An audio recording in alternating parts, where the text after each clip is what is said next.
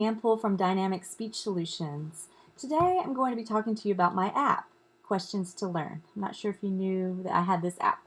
We developed this back in 2012, and since the iOS 11 version was updated, it no longer worked. And that happened to a few people, a lot of people's apps.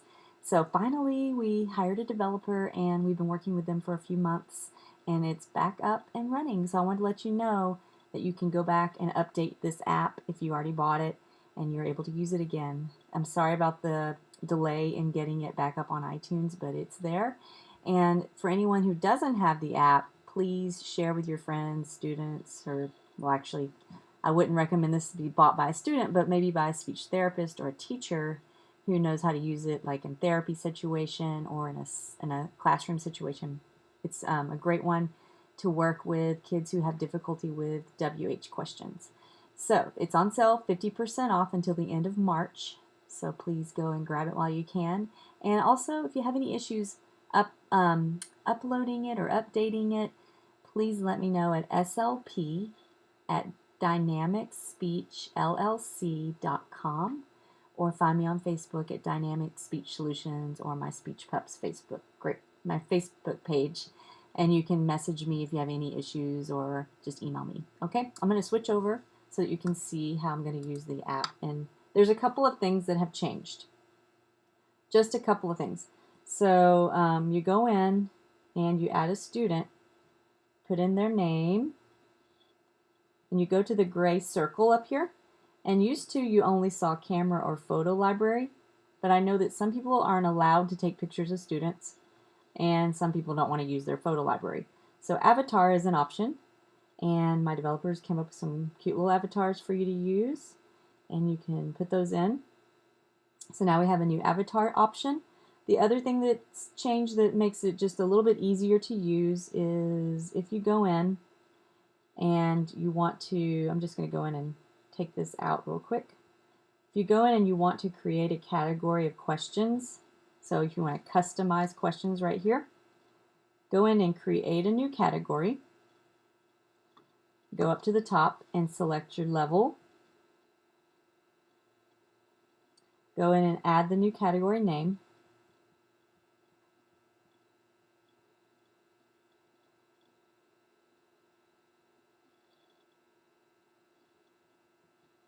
Trying to change that up a little bit because I didn't want 2 weekends. So go into your new category you just created, select a question type,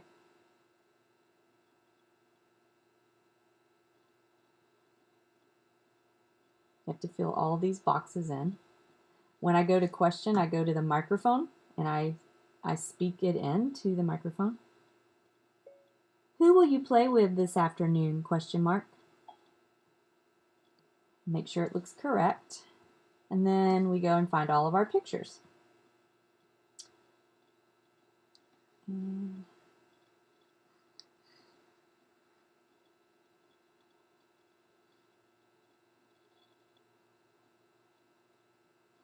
going to play with my speech pup, Dakota.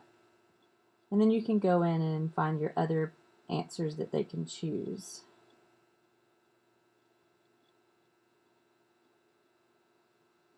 Make sure you select it's hard to see right here, but the little bones underneath. The one that's highlighted or turned into green is the answer.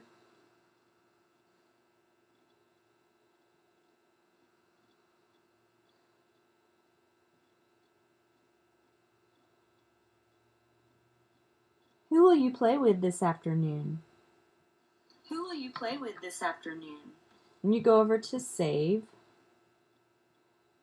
Now the change that was made with this is you go back to the very beginning where the settings are. You find your student that you wanted to create that in. Now you see it says a level 1, 3 pictures at the top. The nice thing that's changed is if you go to question category and you select that new, we'll take the old one out, and you go to the bottom and you find the one you just created, what should have happened is this should change to that level that you just created, and the question type should go on there. If you created a who and a what and a where question, then those all 3 should show up. But we only did a who question. So now we go over to go, Who will you play with this afternoon? Fantastic! And you got your right answer. So then you can go and check your data and see how you did. But that was just a really quick example of how the app has changed a little bit. So those are two really good things that we added, and I hope that those will help you when you're working with your students. And again, I hope you contact me if you have any questions. And thanks a lot, and I look forward to sharing more information about our app. Thanks.